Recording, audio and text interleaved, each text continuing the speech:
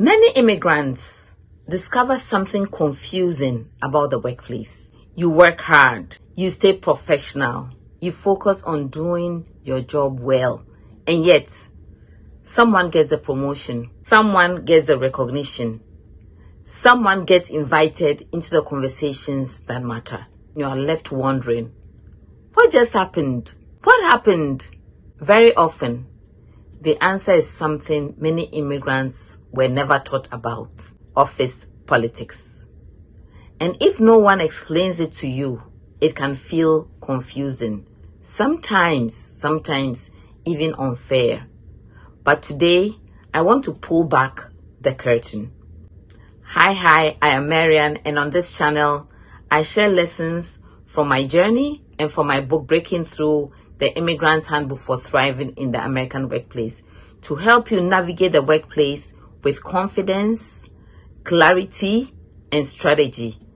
If you are an immigrant professional trying to succeed without losing your integrity, you are in the right place. Many immigrants were raised with values like these: let your work speak for itself, be humble, respect authority, avoid conflicts. These are very good values. But the workplace has another layer that no one explains. The workplace isn't just about performance. No. It's also about relationships, perception, and influence. In other words, it's about how people experience working with you and how decisions are made within the organization. That is where office politics often shows up. Early in my career, I learned an important lesson about workplace dynamics. In chapter 5 of my book, Breaking Through: The Immigrant's Handbook for Thriving in the American Workplace, I talk about navigating office politics, and I share an experience that stayed with me. There was a colleague whose situation really surprised me. From what I could see, he was competent, he was doing his work. But one day, we were told that his contract would not be renewed. The reason? Leadership said he was not a competent team player.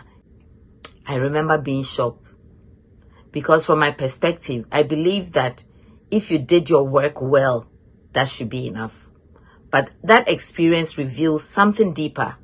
Success at work is not only about the quality of your work, it is also about how others experience working with you. Are you collaborative? Are you supportive of your colleagues? Do people experience you as someone who strengthens the team? That moment helped me understand something important about workplace dynamics. So let me ask you a question. Think about your own workplace. Are people experiencing you as someone who does good work, or also as someone who strengthens the team? Because in many workplaces, being a team player is not just a personality trait, it is a professional advantage. Office politics is often misunderstood. It's not about manipulation. It's about understanding how organizations really work. So how do you navigate office politics with integrity and with wisdom? Let me share a few strategies. Number 1, every organization has 2 structures. The formal structure, which is the organizational chart, and the informal structure, who influences decisions, who leadership trusts, and who people listen to. Pay attention to both. Number 2, be a reliable team player. People want to work with colleagues who make the team stronger, support others, share credit, be dependable. Competence matters, but collaboration matters too. Number 3, stay away from gossip. One of the most dangerous parts of office politics is gossip. Protect your reputation. Protect your reputation. Do not participate in conversations that tear others down. Be known as someone who focuses on professionalism and solutions. Number 4, build genuine professional relationships. Success in organizations is rarely achieved alone. Build relationships based on trust and respect, not superficial networking, but authentic professional connections. Number 5, let your work be visible. Doing good work is essential, but it's also important that people understand the value of your contributions. Communicate your work and share outcomes. Help leadership see the impact of what you do. Here's the truth many professionals eventually learn. You cannot completely avoid office politics, but you can choose how you navigate it.